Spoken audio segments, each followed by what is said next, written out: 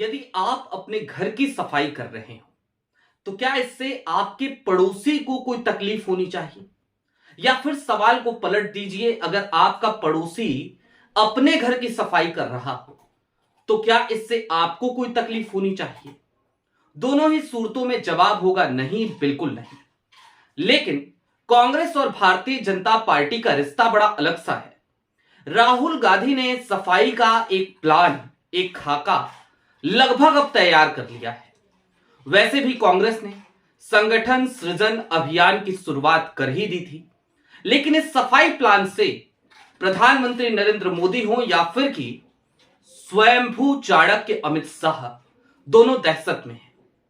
केसी वेणुगोपाल के भी पसीने छूट रहे हैं, क्योंकि महीना तक मुकर्रर हो गया है कि कब उन्हें घर बिठाना है या फिर कि उनके घर वापस भेजना है। और इसके साथ ही साथ तैयारी इस बात की भी हो चली है कांग्रेस के भीतर कि सफाई जो होगी वो किस पैमाने पे होगी, वो लिस्ट कौन सी है जिनकी सफाई होगी, किनको घर बैठाया जाएगा, और वो लिस्ट कौन सी है जिनको नए काम सौंपे जाएंगे। नमस्कार, मैं स्वप्निल और आप मुद्दा देख रहे हैं। दोस्तों, आगे बढ़ें उससे पहले वही छोटी सी अपील। मुद्दा इन दिनों एक गंभीर आर्थिक संकट से जूझ रहा है। एक तरफ हमारे मेन बैंक अकाउंट बीते कई महीनों से फ्रीज चल रहे हैं, तो दूसरी तरफ हमारे 2.5 साल पुराने चैनल को हमसे लंबे समय तक छीन कर रखा गया था।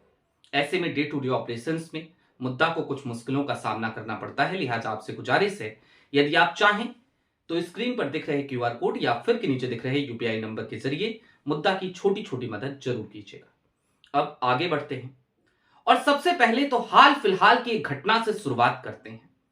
राहुल गांधी ने कभी नहीं कहा कि वो कोई महामानव है। राहुल गांधी खुद को विश्वगुरु भी नहीं कहते। राहुल गांधी खैर खुद को चौकीदार भी तो नहीं कहते। लेकिन राहुल गांधी कहीं भी जाएं, एक सामान्य नागरिक हैं वो, एक सामान्य इंसान है वो, एक सामान्य मानव है वो, तो उनको भी रिलैक्स होने की जरूरत पड़ती है। हमें भी पड़ती है। हम भी छुट्टियां लेते हैं। हम भी अपने निजी कार्यवश कभी ना कभी कहीं ना कहीं जाते ही हैं और दिमाग को रिलैक्स करने के लिए तो जरूर जाते हैं। राहुल गांधी इन दिनों वियतनाम के दौरे पर हैं और वियतनाम के दौरे से पहले वो रणथंभौर गए थे।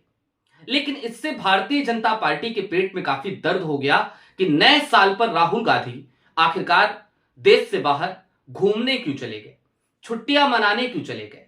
ये राहुल गांधी का निजी दौरा है, इसका राजनीति से कोई लेना देना नहीं है। उसके बाद भी तकलीफ, लेकिन ये तकलीफ राहुल गांधी के वियतनाम जाने से नहीं है। ये तकलीफ राहुल गांधी के या फिर के प्रियंका गांधी के या फिर की गांधी फैमिली के रणथंभौर जाकर एक निजी सम्मेलन से भी नहीं है, बल्कि ये तकलीफ तो इसलिए है क्योंकि कांग्रेस के भीतर से कुछ खबरें भारतीय जनता पार्टी के हाथ लग चुकी हैं।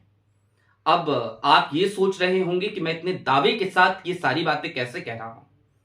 अभी अभी 31 दिसंबर और 1 जनवरी की तारीख बीती है और जो लोग लुटियंस मीडिया को बेहतर तरीके से जानते हैं उन्हें पता होगा कि ये दौर पार्टियों का दौर होता है, दीपावली और दीपावली के बाद फिर ये। और ऐसे में तमाम जगहों पे तमाम पार्टियां होती हैं। ऐसी ही एक पार्टी का हिस्सा मुझे भी बनना पड़ा, क्योंकि किसी जमाने में मैं भी लुटियंस मीडिया का ही हिस्सा हुआ करता था। बात इतर है, जब वहां पे था तब भी अपनी बेबाकी को बचाए रखने की हमने लगातार कोशिश करी और बचा कर रखा भी। जब नहीं बचा पाए तो लुटियंस मीडिया को हमने हाथ जोड़ लिया। खैर, उस पार्टी में कांग्रेस और भारतीय जनता पार्टी दोनों के ही नेता मौजूद थे और ये पार्टी एक कांग्रेस के नेता के घर पर थी। और मजे की बात यह कि भारतीय जनता पार्टी के जिस नेता की मैं बात कर रहा हूं जो वहां पर मौजूद थे, वो अभी कुछ सालों पहले तक कांग्रेस में हुआ करते थे। हालिया दिनों में वो भारतीय जनता पार्टी में गए। आज की तारीख में वहां पर भी एक अच्छा नाम है, एक पद भी है, खुलकर उनका नाम नहीं ले सकता, लेकिन दोनों लोगों की बड़ी दिलचस्प बातें हो रही थी।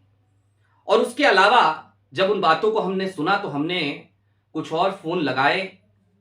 बीते 2 दिनों से मैं कुछ जानकारियां इकट्ठा करने की कोशिश कर रहा था, क्योंकि आप तक कोई जानकारी पहुंचाऊं तो कम से कम वो पुख्ता तरीके से पहुंचे, ये मेरी कोशिश रहती है।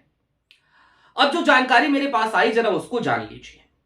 मोदी जी और अमित शाह या फिर कि उनके इकोसिस्टम को राहुल गांधी के वियतनाम जाने से पेट में दर्द इसलिए हो रहा है क्योंकि वियतनाम से आने के ठीक बाद राहुल गांधी पूरी तरीके से एक्शन मोड में नजर आएंगे। 2026 का साल कांग्रेस के लिए बेहद ही महत्वपूर्ण साल हो चला है और इसमें इस संगठन की तमाम चूल्हे कसनी है। लेकिन शुरुआत जरा वेणुगोपाल साहब से ही करते हैं।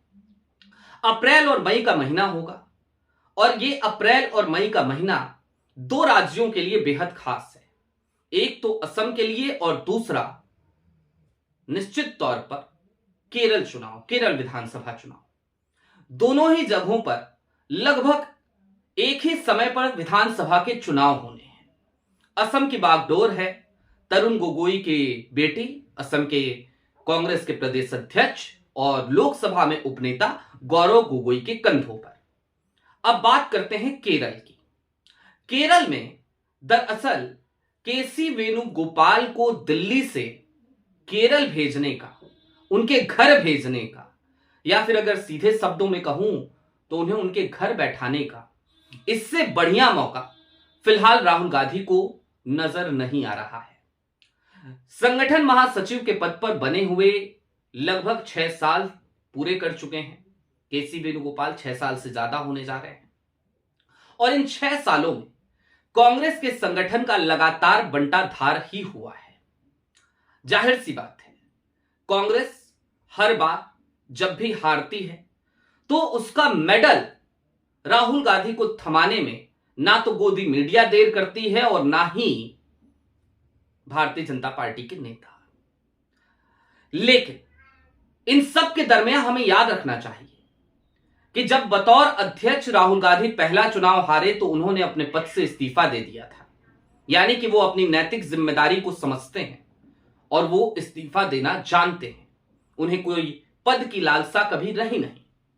दूसरी तरफ केसी वेणुगोपाल है, इतने सारी हार हो गई, संगठन का बंटाधार हो रहा है, संगठन कहीं मजबूत स्थिति में नजर नहीं आ रहा है, उसके बावजूद लगातार अपनी कुर्सी से चिपक करके बैठे हैं। अब इन तमाम स्थितियों के मद्देनजर अप्रैल और मई जब केरल विधानसभा के चुनावों का ऐलान होगा, उससे ठीक पहले कांग्रेस के भीतर की रणनीति या फिर कि सीधे तौर पर राहुल गांधी की रणनीति, मल्लिकार्जुन खड़गे की रणनीति और उनके कुछ विश्वास पात्र लोगों की रणनीति यह है कि केसी वेणुगोपाल को घर भेज दिया जाए, यानी कि केरल भेज दिया जाए। और जब वो केरल जाएंगे तो यहां पे जिम्मेदारियां शशिकांत सेंथिल को दी जा सकती हैं दक्षिण भारत के लिए संगठन महासचिव के तौर पर। उत्तर भारत के लिए सचिन पायलट या फिर की प्रियंका गांधी पर भरोसा जता सकती है कांग्रेस। हालांकि सचिन पायलट ज्यादा मुफीद लग रहे हैं, लेकिन सचिन अपनी एक जिद पाले बैठे हैं, उनको राजस्थान देखना है। तो राजस्थान के प्रदेश अध्यक्ष के तौर पर भी सचिन पायलट की ताजपोशी हो सकती है, सचिन पायलट को वहां भी भेजा जा सकता है। नॉर्थ ईस्ट की जिम्मेदारी जाहिर सी बात है गौरव गोगोई को दी जा सकती है। मीडिया और कम्युनिकेशन में भी आपको बड़े परिवर्तन होते हुए उस वक्त में नजर आएंगे और निश्चित तौर पर राहुल के भरोसे के बहुत सारे लोगों को बहुत सारी जिम्मेदारियां दी जाएंगी। अब ये तो हो गई कुल मिलाकर के कांग्रेस के भीतर क्या चल रहा है, कैसे उसकी चूल्हे कसी जा रही हैं, चूल्हे कसने की तैयारी चल रही है, इन सब की बात। लेकिन इन सब से इतर अब भारतीय जनता पार्टी के पेट में मरोड़ क्यों है, दर्द क्यों है, जरा उसको समझिए। राहुल गांधी कहीं पर भी किसी के साथ भी बैठे, कुछ भी बातचीत करे, कोई भी रणनीति बनाए, राहुल गांधी की रणनीति, राहुल गांधी उसे अमली जामा पहनाने की शुरुआत करें, पहला कदम उठाएं, उससे पहले राहुल के टेबल से उठकर भारतीय जनता पार्टी तक पहुंच जाती है। और ये क्यों हो पाता है? क्योंकि कांग्रेस के भीतर बैठा हुआ स्लीपर सेल लगातार किसी संदेशवाहक के तौर पर काम करता है। वो भारतीय जनता पार्टी के लिए काम कर रहा होता है, बैठा भले कांग्रेस में होता है। ऐसे ही स्लीपर सेल से निजात पाने की कोशिश है राहुल गांधी की। जनवरी के महीने में यह सफाई अभियान शुरू होगा और फरवरी तक इस सफाई अभियान में आपको बड़े बड़े पेड़, बड़े बड़े दरख्त कांग्रेस के कटते हुए नजर आएंगे। और जाहिर सी बात है, जब ये तमाम बड़े पेड़ गिरेंगे, जब ये तमाम बड़े दरख्त कटेंगे, तो इनके साथ साथ इनके चंटू बंटू, इनके तमाम चेले चपाटे, वो भी कांग्रेस में हाशिए पर डाले जाएंगे। कांग्रेस किसी को पार्टी से बेदखल करने या निकालने में बहुत ज्यादा भरोसा नहीं रखती है जब तक कि सीमाएं ना लांघ दी जाए। एक एग्जाम्पल दे देता हूं, जैसे कि मोहम्मद मुकीम उड़ीसा के पूर्व विधायक मोहम्मद मुकीम ने एक चिट्ठी लिखी और अभी भी लगातार बयानबाजी कर रहे हैं। हालांकि कांग्रेस ने उनको सस्पेंड कर दिया है। लेकिन दूसरी तरफ भारतीय जनता पार्टी के ये जो संदेश वाहक हैं, जब ये उन तमाम बंद कमरों की मीटिंग में नहीं होंगे तो फिर ये क्या करेंगे? और जब ये बंद कमरों की मीटिंग में नहीं होंगे तो भारतीय जनता पार्टी भी इनका क्या करेगी?